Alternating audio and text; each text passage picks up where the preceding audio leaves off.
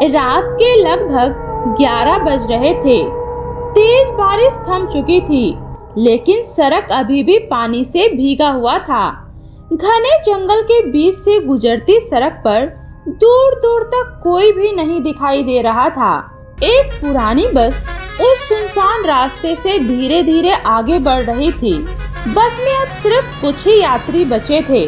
उन्हीं में निशान, उसकी माँ अनीता और उसकी छोटी बहन नेहा भी थी। वे लोग अपने एक रिश्तेदार की शादी से वापस लौट रहे थे। नेहा मुस्कुराते हुए कहती है, वाह मम्मी, गांव की शादी कितनी अच्छी होती है ना कोई दिखावा, ना कोई फालतू का शोर शराबा। और आज की दुल्हन भी कितनी सुंदर लग रही थी। हाँ बेटा, गांव के लोग आज भी अपनी परंपराएं निभाते हैं, इसलिए उनकी शादियों में एक अलग ही अपनापन होता है। भैया, आप भी अपनी शादी किसी गांव की लड़की से ही करना। बिल्कुल नहीं, मुझे तो शहर की मॉडर्न लड़की पसंद है। अच्छा जी, और उसमें ऐसी क्या खास बात होती है? कम से कम वो अंग्रेजी तो बोलती होगी और उन्हें फैशन की भी समझ होती है। गांव की औरतें तो सारे दिन घूंघट में रहती है। लेकिन भैया, ऐसी लड़कियां घर का कोई काम भी नहीं करती है। अरे उसके लिए तो हमारे पास तू है ना, हमारे घर की फुल टाइम की नौकरानी। क्या कहा? मैं नौकरानी हूँ? रुक जाओ, मैं आपको अभी बताती हूँ। वो निशांत को मारने के लिए आगे बढ़ती है। सभी आसपास के यात्री ये देखकर हंसने लगते हैं।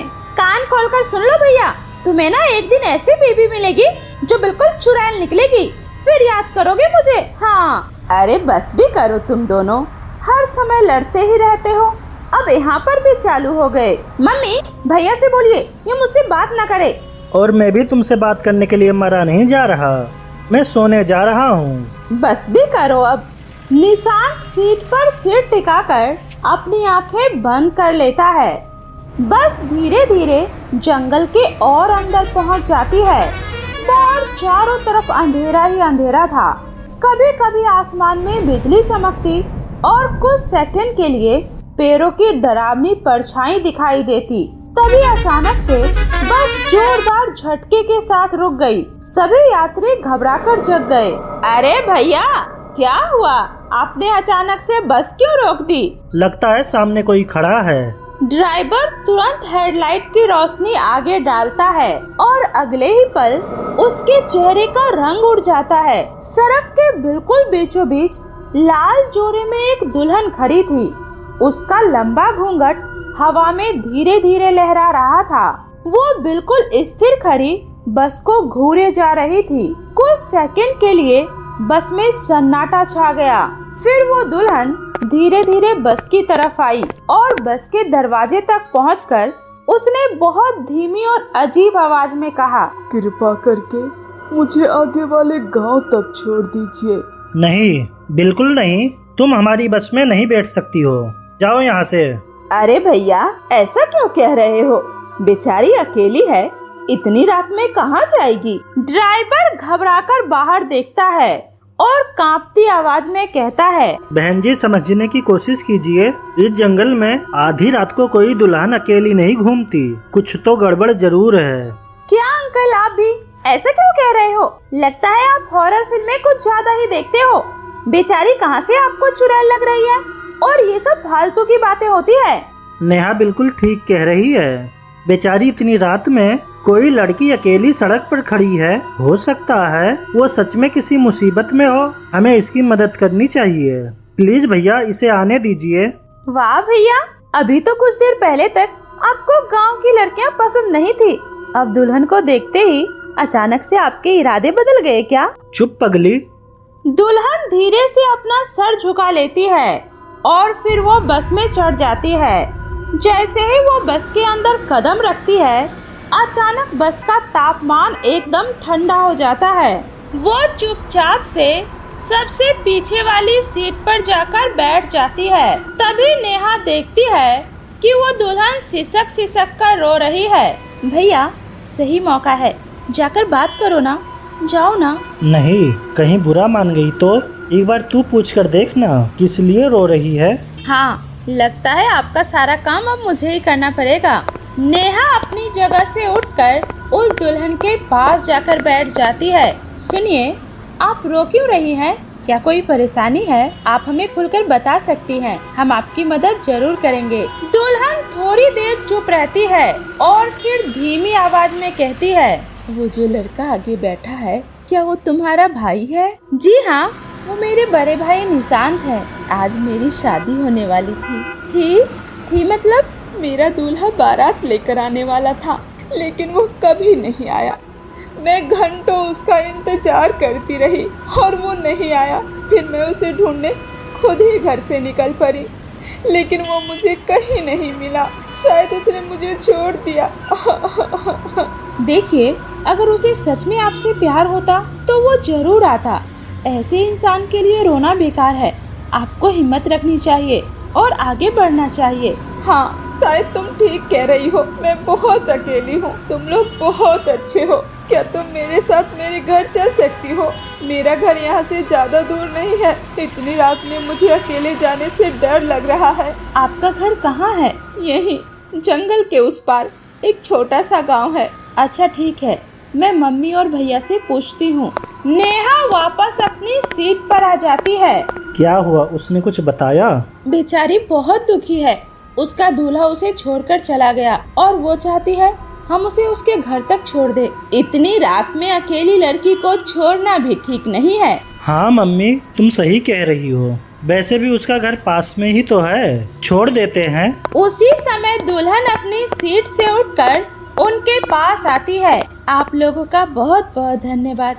बस थोड़ी दूर आगे एक कच्चा रास्ता आएगा, बस वहीं पर उतरना है। लगभग 10 मिनट बाद बस एक सुनसान मोड़ पर पहुंचती है। भैया बस रोक दीजिए, यही हमें उतरना है। ड्राइवर जब बाहर देखता है तो वो बहुत ज्यादा घबरा जाता है।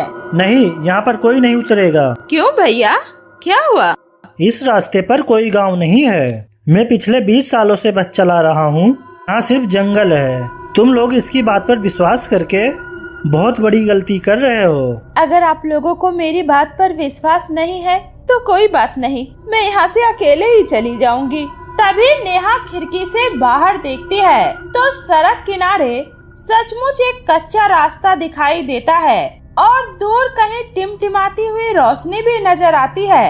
मम्मी देखो, वहाँ तो सच में गांव है।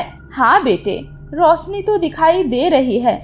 चलो इसे घर तक छोड़ देते हैं। आखिर बेचारी इतनी रात को जंगल के रास्ते से कैसे जाएगी? ड्राइवर के लाख मना करने के बावजूद भी निशांत, नेहा और अनीता बस से नीचे उतर जाते हैं। ये देखकर दुल्हन मुस्कुराने लगती है। उसकी मुस्कान देखकर पहली बार नेहा को डर महसूस होता है, लेकिन अब बहुत देर हो चुकी थी। कुछ ही पलों में बस काफी आगे निकल चुकी थी और अब उसकी हेडलाइट भी अंधेरे में गायब हो चुकी थी। अब उस सुनसान जंगल में सिर्फ 4 लोग बचे थे, निशांत, नेहा, अनीता और वो रहस्यमयी दुल्हन जो उन्हें अपने गांव की तरफ ले जा रही थी। दुल्हन आगे आगे चल रही थी और निशांत, नेहा और अनीता उसके पीछे पीछे चल रहे थे। चारों तरफ घना जंगल था। दूर दूर तक सिर्फ पेड़ ही पेड़ दिखाई दे रहे थे।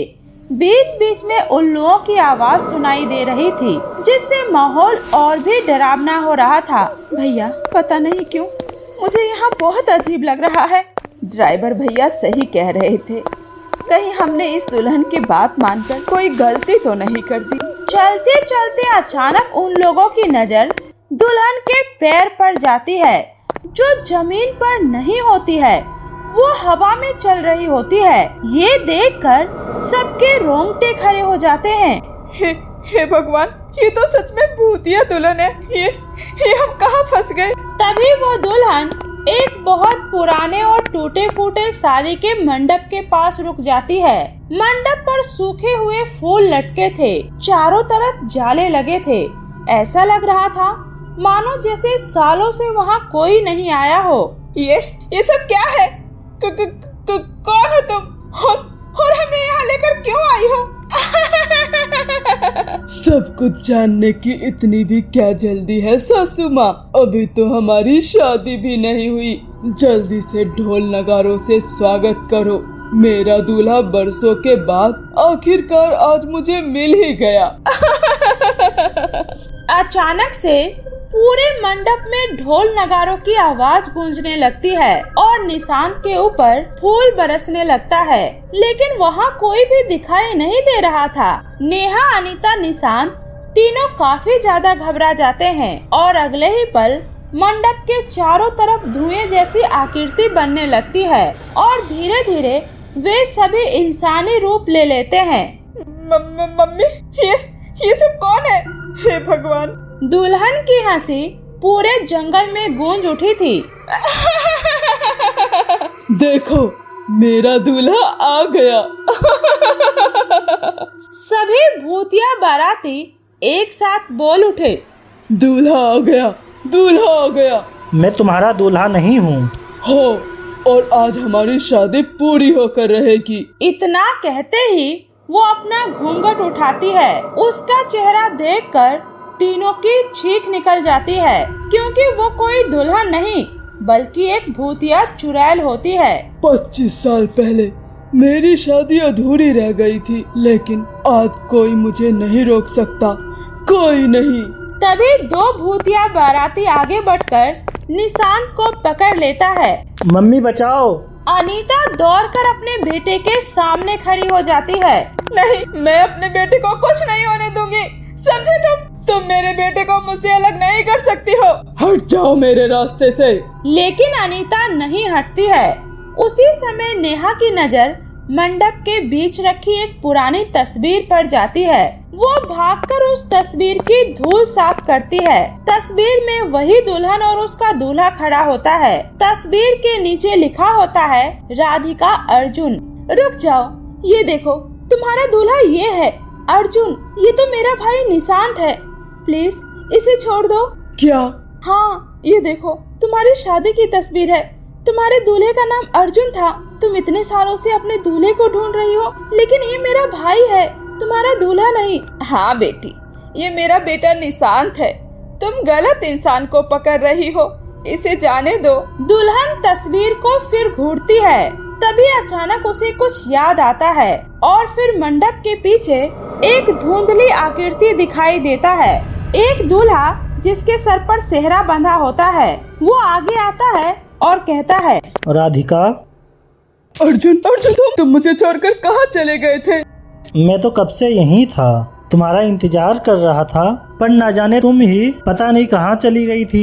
उसके बाद दुल्हन फूट फूट कर रोने लगती है। अब चलो, बहुत इंतजार हो चुका। धीरे धीरे मंडप में खड़े सारे भूतिया बाराती गायब हो जाते हैं। शहनाई की आवाज भी बंद हो जाती है। दुल्हन आखिरी बार निशांत और उसके परिवार की तरफ देखकर कहती है, मुझे माफ कर देना, आज तुम्हारी वजह से मुझे मेरा प्यार मिल गया। फिर वो अर्जुन का हाथ पकड़ लेती है और अगले ही पल दोनों ही आत्माएं एक चमकदार रोशनी में बदलकर गायब हो जाती है। पूरा जंगल फिर से शांत हो जाता है। नेहा, अगर आज तुम नहीं होती तो आज मेरा काम तमाम हो जाता। देखा, मैंने पहले ही कहा था, एक दिन तुम्हें चुड़ैल जैसी बीवी मिलेगी। चुप पगली।